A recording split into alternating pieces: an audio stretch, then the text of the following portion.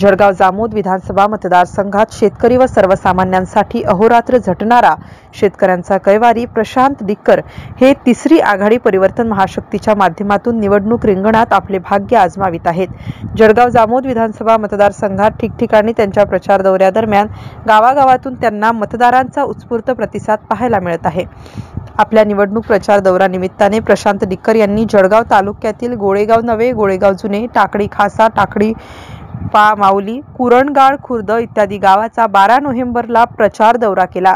Prashant decker यांच्या प्रचाराचा झंझावात सुरू असून त्यांना प्रचारादरम्यान मतदारांचा प्रचंड प्रतिसाद मिळत असल्याचे दिसून येत आहे। प्रचार दौऱ्यादरम्यान प्रशांत डिक्कर यांच्याकडून संपूर्ण मतदारसंघ पिंजून काढला आहे।